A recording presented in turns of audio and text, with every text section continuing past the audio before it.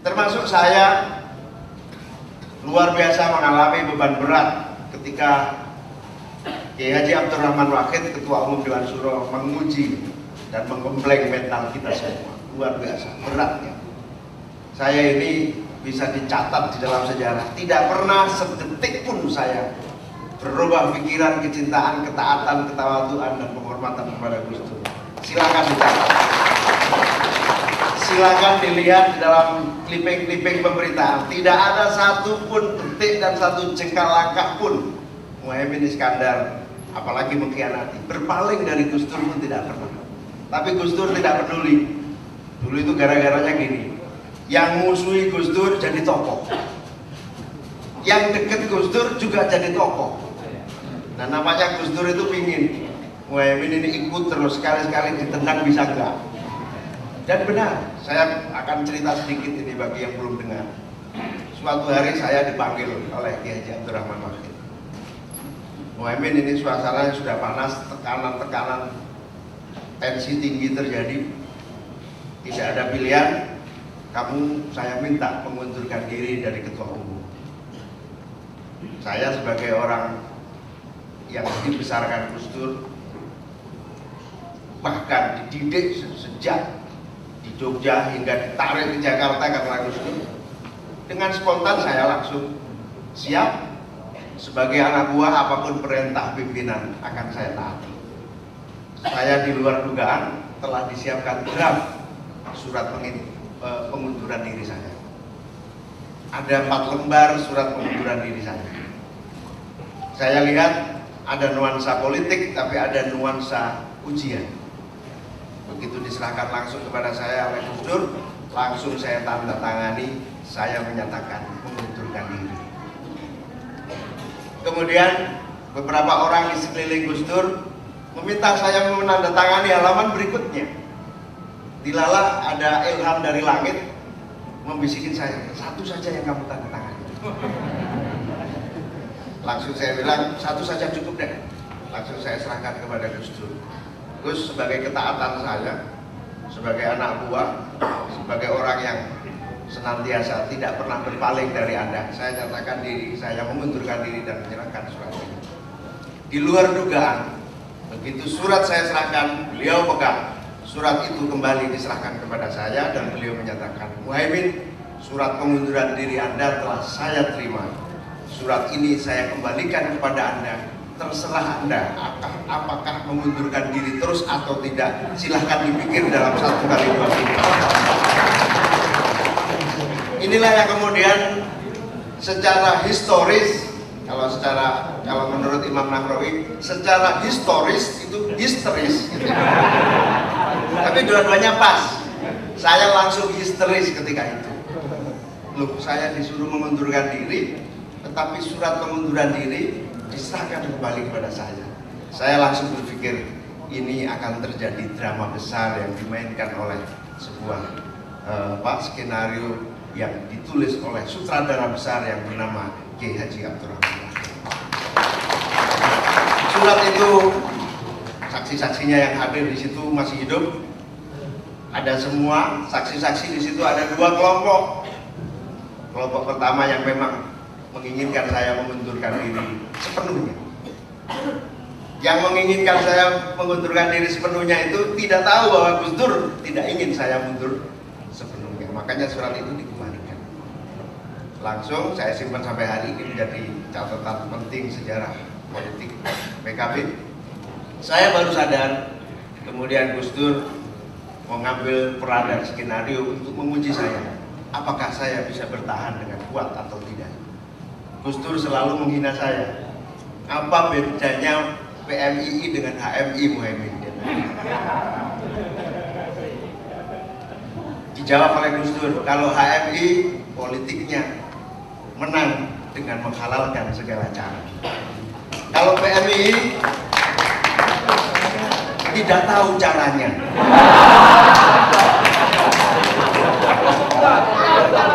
Nah, saya alhamdulillah hari ini bisa menyatakan kepada Gus Dur, anak buahmu ini telah tahu caranya berpolitik.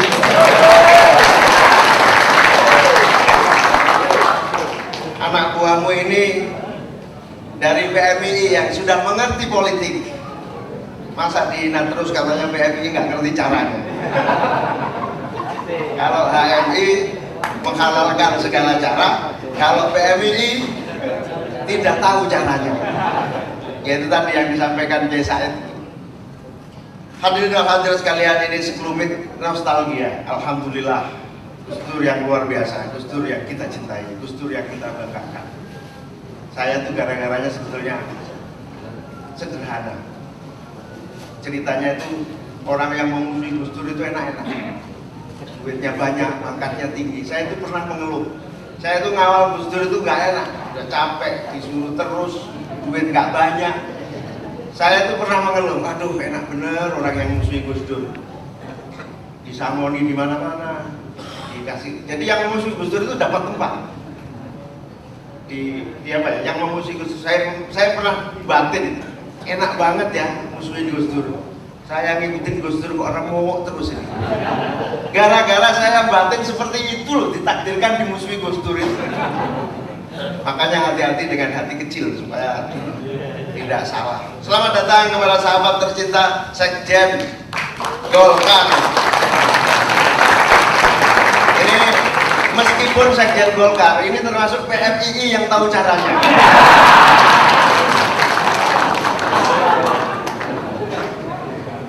Jadi Pak Sekjen Golkar,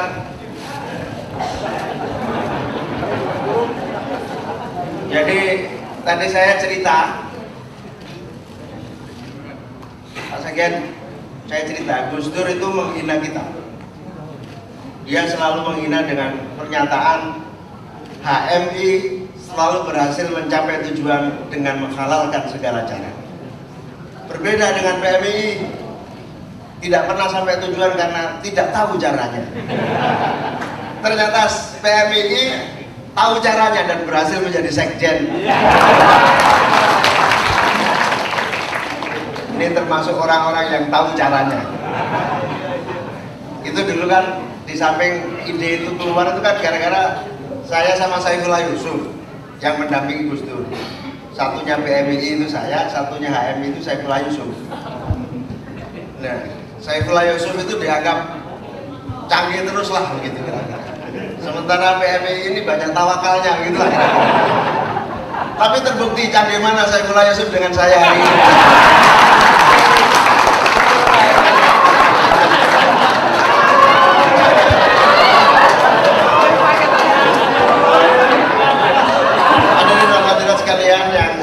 Nostalgia ini begitu indah. Pak Limaskur, Pak Mahfud MD, semuanya anggota DPR RI PKB. Bahkan Pak Mahfud MD ini suatu hari saya ditelepon, Pak Maimin, saya dipanggil Gus Dur, baru saya keluar dari istana. Kok aneh, saya tiba-tiba disuruh jadi Menteri Pertahanan. Jangan-jangan itu Menteri Pertanahan. Saya pas di mobil telepon itu ya setengah percaya setengah enggak. Allah terima aja lah Pak Mahfud jadi menteri paling ya gampang saja. Akhirnya diterima jadi Menteri Pertahanan dan ternyata enggak prestasinya enggak kalah dengan yang lain. Padahal yang punya cita-cita jadi Menteri Pertahanan itu saya, tapi yang dapat Pak Mahfud.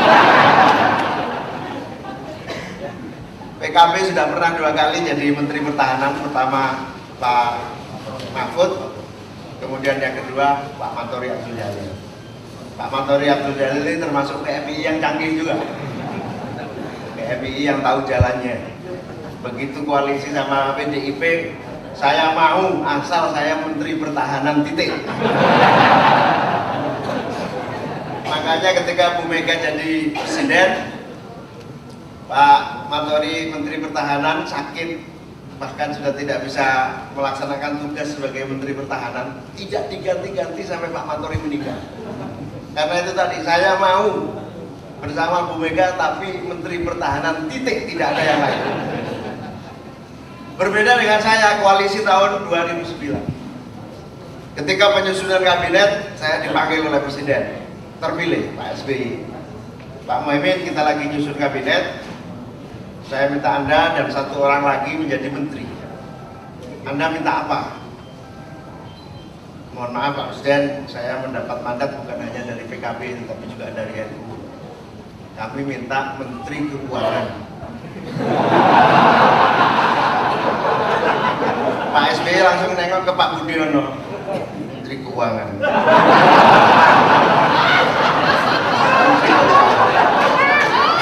Saya paham, batin dua orang itu langsung bilang, 23 kok minta Menteri Keuangan. Oke, saya bilang 28 kok minta Menteri Keuangan. Terus saya diam. Saya paham, langsung saya sahut. Ya kalau nggak boleh ya Ketua Bappenas, Menteri Perencanaan Pembangunan. Beliau nengok lagi ke Pak Budiono. Saya paham lagi 28 kok Menteri Bappenas. Tawar-menawar terus, akhirnya walhasil 28. Ya paling Menteri Tenaga Kerja dan Transmigrasi. Bonus-bonusnya Menteri PDT. Itu bonus. Jadi, tapi Menteri PDT ini dipuja, kerjanya bagus. Ada salah satu orang kabinet bilang, bagus tuh Pak Faisal, muda, energi kemana-mana. Saya usul Pak Muhammad, dia selamanya nanti jadi PDT terus.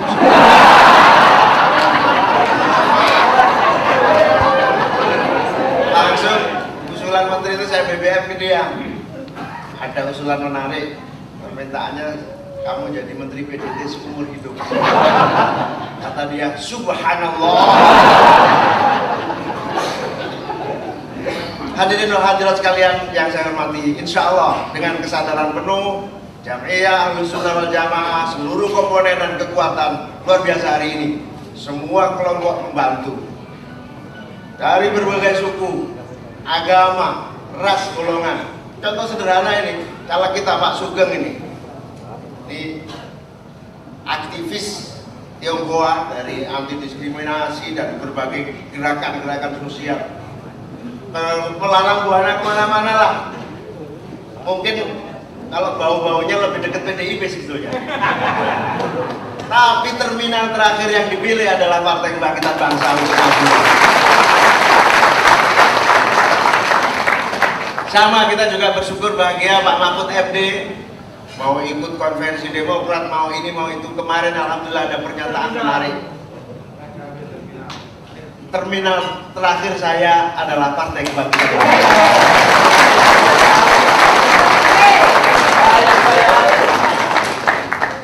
Ya kalau terminal sudah gede, kalau udah capres ya cawapres lah kan gitu.